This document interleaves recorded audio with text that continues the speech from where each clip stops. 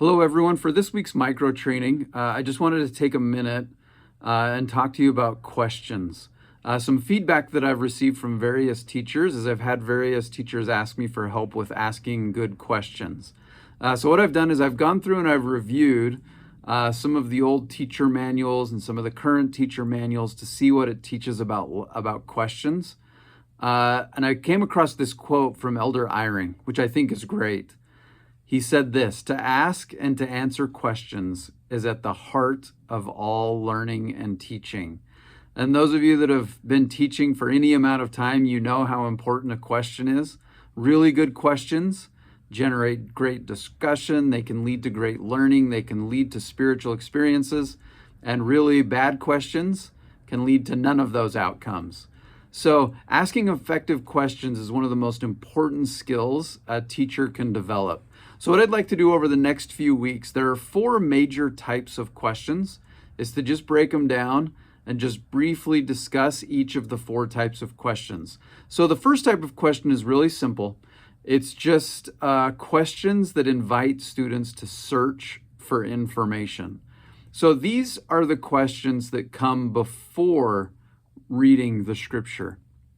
It invites the student to look for something as they're reading the scripture or as they're reading a quote. So let me just give you a simple example. Like 1 Nephi 3:7. It's a verse we all know. A temptation might be to just ask someone to read it because we think everyone knows it. So here's a simple search question. You might ask something like, as you read 1 Nephi 3:7, look for what Nephi knew about God that gave him the confidence to say, I will go and do. And what that does is it gives the students something to look for as they search. Another example, if you're discussing, for example, the story of David and Goliath, right? So you're in 1 Samuel 17. You might say something like, in 1 Samuel 17:24, how did the men of Israel respond when they saw Goliath? And then after reading that, you could then go to verse 26. And before reading it, you could say, in contrast, let's look for how did David respond to Goliath in verse 26. And then that can generate some discussion. You could then ask a follow-up question. What's the difference? Why do you think some people respond with fear and some people respond with faith to different situations? So the purpose of search questions is it just gives the student something to look for, and it helps establish a basic understanding of the doctrine so that you can then dive into the deeper questions.